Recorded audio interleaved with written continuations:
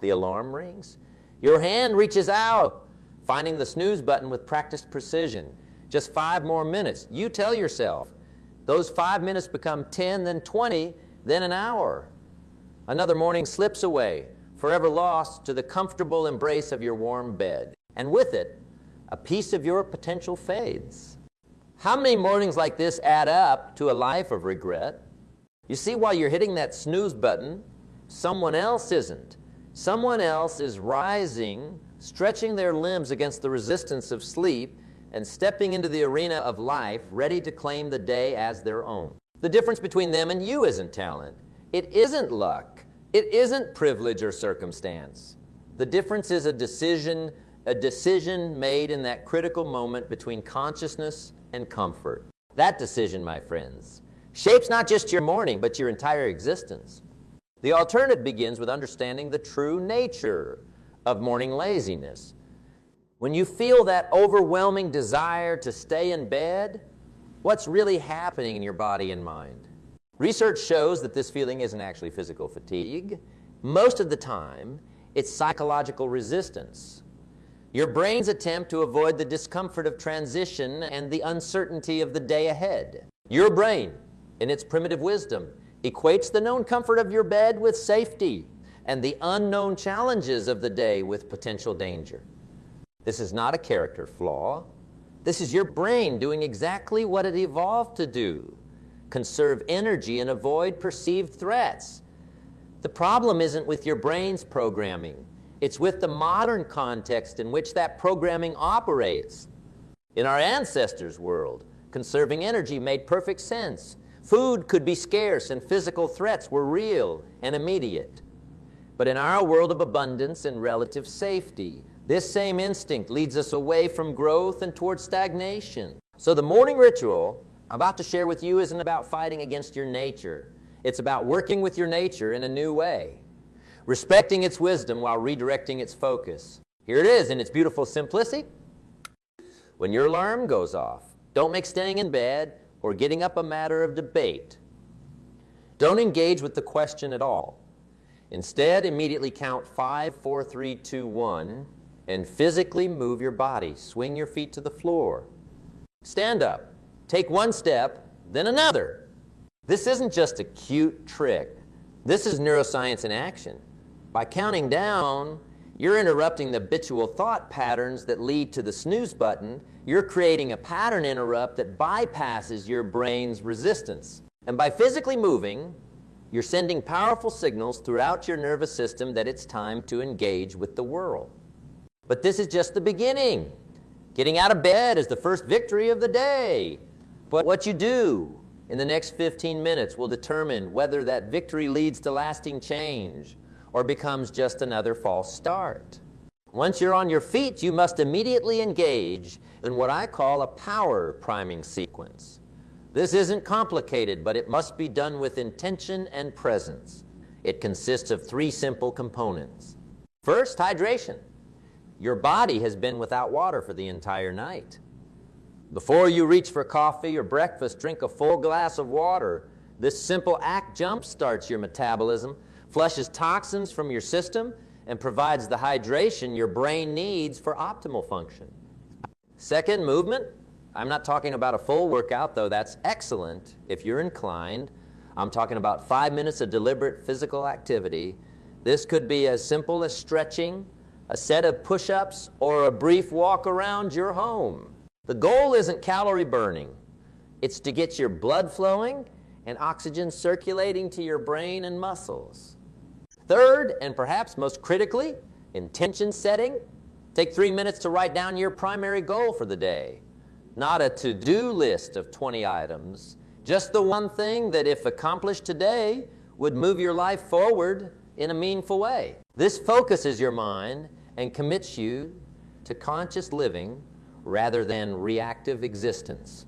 This entire sequence takes less than 15 minutes, yet it completely reframes your relationship with the day ahead. Instead of starting from a place of resistance and avoidance, you're starting from a place of proactive engagement. But here's where most people go wrong. They try this for a day or two, feel good about it, And then when the initial novelty wears off, they abandon it because it doesn't feel effective anymore. This is the trap of outcome-based thinking. We expect immediate, dramatic results from our actions. And when those results aren't immediately apparent, we conclude that the action itself is flawed. True transformation doesn't work this way. True transformation happens through the compound effect of small, consistent actions taken over time. Each morning that you follow this ritual, you're not just affecting that single day. You're rewiring neural pathways, strengthening new habits, and gradually shifting your identity from someone who surrenders to laziness to someone who embraces discipline. Let me share something with you that changed my entire perspective on morning routines. For years, I struggled with consistency. I'd get excited about a new morning practice, try it enthusiastically for a week or two, then gradually slide back into old patterns. I'd beat myself up about it, question my commitment and willpower, and the cycle would continue. Then I discovered a profound truth. The problem wasn't my willpower. The problem was that I was trying to make too many changes at once, and I was linking my identity to perfect execution rather than consistent effort. So I simplified. I committed to just this basic morning sequence. No hitting snooze, water, movement, intention setting. And I made a crucial mental shift. Instead of saying, I'm going to try this new morning routine, I began telling myself, I am the kind of person who honors their morning commitment to themselves. Do you see the difference? One statement focuses on the action, the other focuses on identity, and identity is the most powerful driver of behavior. When you shift from trying to do to being the kind of person who does, everything changes. The resistance diminishes because you're no longer fighting against yourself. You're simply acting in alignment with who you are. Of course, you'll still have mornings where the bed feels impossibly comfortable and the thought of getting up seems like the hardest thing in the world. That's human. But when you've anchored this practice to your identity, you get up anyway. Not because you feel like it, but because that's who you are. And here's the beautiful paradox. The days you least feel like following through on your morning commitment are precisely the days when doing so will yield the greatest return on investment. These are the character building moments that separate the extraordinary from the ordinary. Someone once asked me, what's the secret to success? Expecting some complex, nuanced answer. But the truth is surprisingly simple. Success in any domain comes down to doing what you said you would do consistently, especially when you don't feel like it. That's it. That's the whole game. Now, you might be thinking, this all sounds good in theory, but my situation is different. You don't understand the specific challenges I face. And you're right. I don't know your exact circumstances. I don't know if you're a single parent juggling multiple jobs, a student overwhelmed with coursework, or an executive facing immense pressure. I don't know if you struggle with chronic health issues, financial stress, or emotional trauma. But what I do know is this. Whatever your circumstances, however legitimate your challenges, the fundamental principles of human behavior and habit formation remain constant. Your specific situation may require adaptation of these principles, but it doesn't negate them. If your circumstances mean you can only dedicate 5 minutes instead of 15 to your morning ritual, then do 5 minutes with full presence. If physical limitations prevent certain movements, find alternatives that work for your body. If writing is difficult, speak your intentions aloud. The form can flex, but the essence remains. Break the cycle of the snooze button. Hydrate your body. Move in whatever way you can. Set your intention. But there's a deeper dimension to this practice that we must address, one that goes beyond mechanics and into meaning. Many people struggle with morning laziness not because they lack discipline, but because they lack purpose.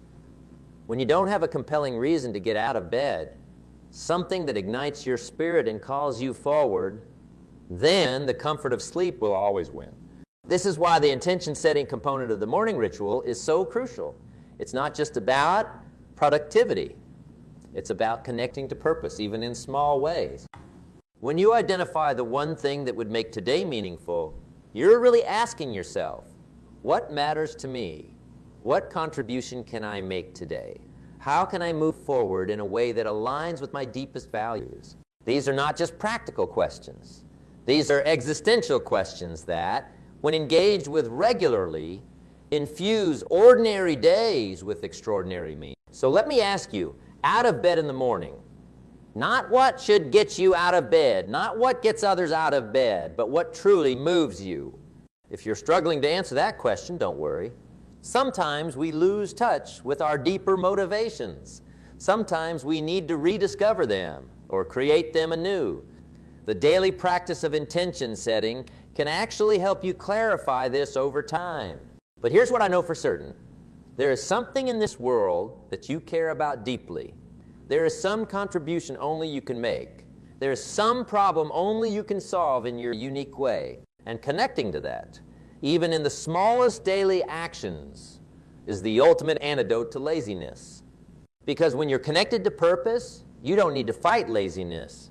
Laziness simply becomes irrelevant in the face of something that matters more. This brings us to an important distinction. Discipline is not about forcing yourself to do things you hate. True discipline is about remembering what you want most over what you want now. The bed is what you want now. But a life of purpose, contribution, growth, and achievement, that's what you want most. And every morning, you get to choose between them. Now, let's go deeper into understanding why this morning ritual works at a fundamental level and how to overcome the most common obstacles you'll face in implementing it. Have you ever noticed how some days seem to spiral downward from the very start? You oversleep, rush through your morning, forget something important, get stuck in traffic, arrive late to work or school, and the whole day feels like you're trying to catch up with yourself. One small decision, hitting the snooze button, initiated a cascade of events that colored your entire day. This phenomenon is what I call the first domino principle. The first action you take each day is like the first domino in a long, complex arrangement. Knock it over in the right direction, and everything that follows becomes easier. More aligned, more purposeful. Knock it over in the wrong direction, or fail to knock it over at all, and you'll find yourself working against momentum rather than with it. This is why the decision not to hit snooze, followed by the simple ritual I've shared with you, is so much more significant than it might initially appear. It's not just about those 15 minutes. It's about setting in motion a positive chain reaction that influences every subsequent decision and action. But let's be honest about something. Knowing what to do is rarely the problem. We live in an age of unlimited information. With a few keystrokes, you can access more wisdom about morning routines, productivity, and habit formation than you could consume in a lifetime. The problem isn't knowledge. The problem is implementation. The problem is that gap between knowing and doing. So let's talk about how to bridge that gap. Let's talk about what happens when real life meets good intentions. Because if this morning ritual is going to truly transform your life, it needs to withstand the test of everyday challenges. Challenge number one, but I'm not a morning person. I hear this all the time, stated as if it were an immutable fact of nature, like blood type or height. I'm just not a morning person, they say, with an air of resignation that suggests this trait is coded into their DNA. But here's what research actually shows us. While there are indeed natural variations in chronotype, your body's preferred time for sleep and wakefulness, these preferences are far more malleable than most people realize. More importantly, even true night owls can train themselves to function effectively in the morning through consistent practice. The key word there is consistent. You can't expect to change a lifetime of sleep patterns in a day or even a week. Your body's circadian rhythm requires time to adjust. This is why the commitment to this morning ritual must be seen as a long-term investment, not a quick fix. If you're currently staying up until 2 in the morning and struggling to wake up before 10, don't try to suddenly shift to a 5 a.m. wake-up call. That's setting yourself up for failure. Instead, gradually adjust your sleep schedule by 15-30 minutes earlier every few days.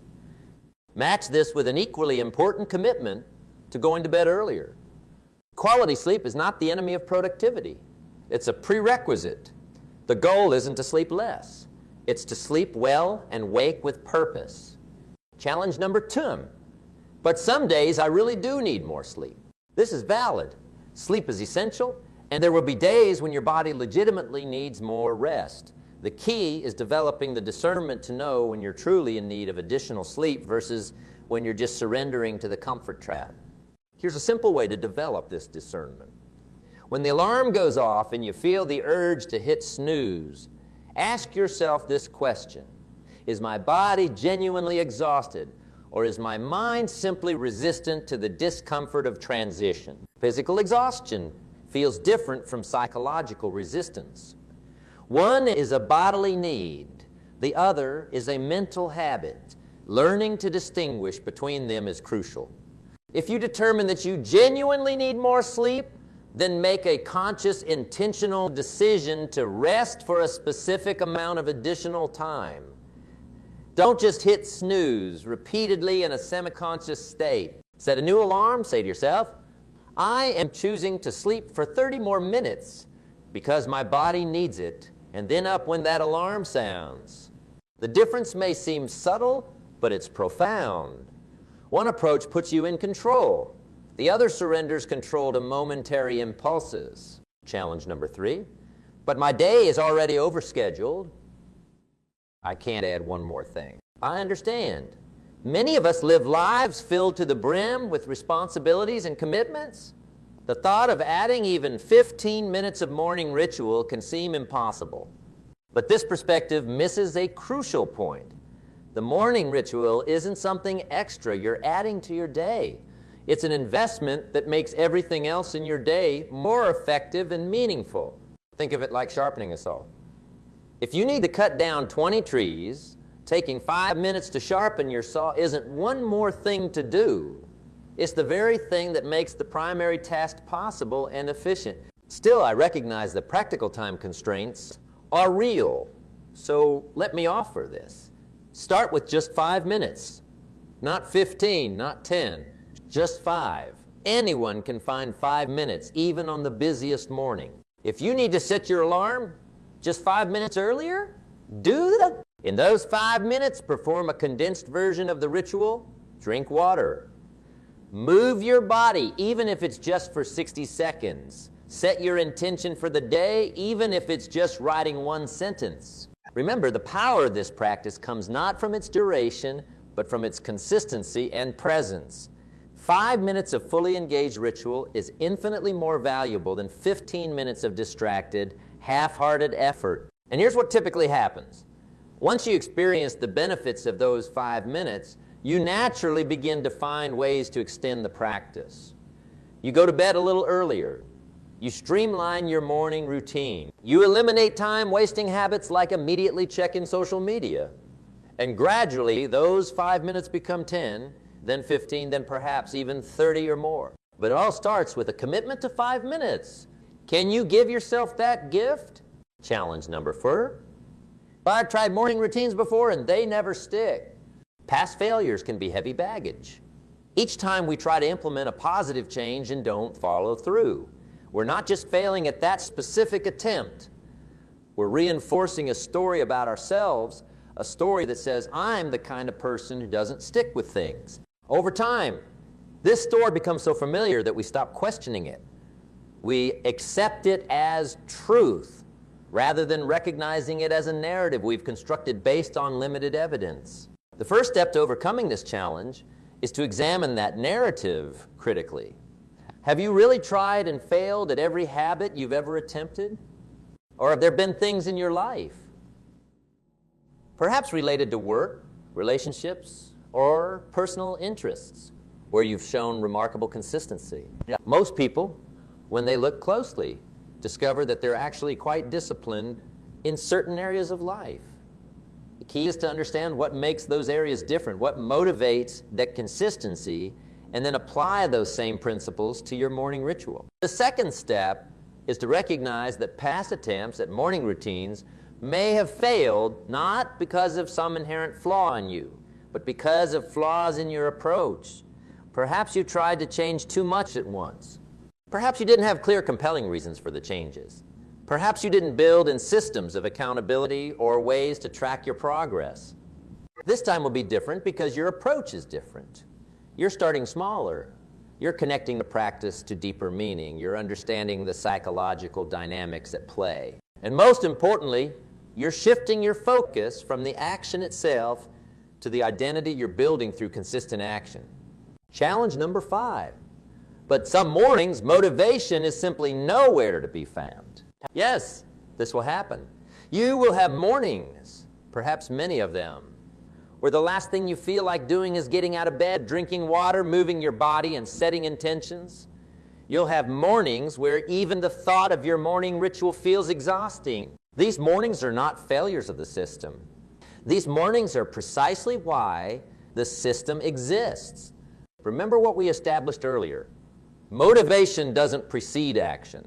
It follows it. Waiting to feel motivated before acting is like waiting to feel full before eating. It fundamentally misunderstands the relationship between feeling and action. On the mornings when motivation is absent, rely on your commitment instead. This is why we established the countdown method 5, 4, 3, 2, 1 as a way to bypass the need for motivation. You don't need to feel like getting up. You just need to count down and move your body. Just think of it this way. The version of you that set the alarm last night made a promise to the version of you that wakes up this morning. Will you honor that promise even when it's difficult, especially when it's difficult? This is the essence of integrity. Doing what you said you would do, regardless of how you feel in the moment. And integrity with yourself is the foundation upon which all other success is built. Because here's a truth that may be uncomfortable to hear, but is essential to embrace. No one is coming to save you from mediocrity. No one is going to appear with perfect conditions and overwhelming motivation to propel you toward your best life. If change is going to happen, it must come from within. It must come from those small daily decisions that no one sees and few would consider significant. Decisions like getting out of bed when the alarm first sounds, even when every fiber of your being resists. Now let's shift our focus to something equally important. The evening routine that supports... You see, the battle against morning laziness isn't actually won in the morning. It's won the night before. The decisions you make in the evening hours directly impact your ability to rise with purpose and energy. First and foremost is sleep quality. The research is unequivocal. The quality of your sleep affects everything from your willpower and decision-making abilities to your emotional regulation and physical energy. Yet many of us sabotage our sleep in ways we don't even recognize. We expose ourselves to blue light from screens right up until bedtime, disrupting our body's production of melatonin, the hormone that signals it's time to sleep. We consume caffeine or alcohol in the evening, both of which interfere with deep, restorative sleep cycles. We bring work-related stress or interpersonal conflicts to bed with us, keeping our nervous systems in a state of alertness when they should be winding down. If you're serious about conquering morning laziness, you must be equally serious about evening preparation. This means establishing a wind-down routine that signals to your body and mind that it's time to transition from the day's activities to restorative rest. Ideally, this routine would include disconnecting from screens at least an hour before bed. If this seems impossible, start with just 30 minutes or use blue light blocking glasses if you must look at screens. Engaging in calming activities that help transition your nervous system from sympathetic fight or flight to parasympathetic rewire digestion. This could be reading, gentle stretching, meditation, or simply sitting quietly and reflecting on the day. Preparing for the morning by setting out what you'll need. Workout clothes, journal, water bottle, so that your morning ritual encounters minimal friction. Reviewing your calendar for the next day and identifying your most important task or priority. This allows your subconscious mind to work on solutions while you sleep and prevents the morning feeling of overwhelm.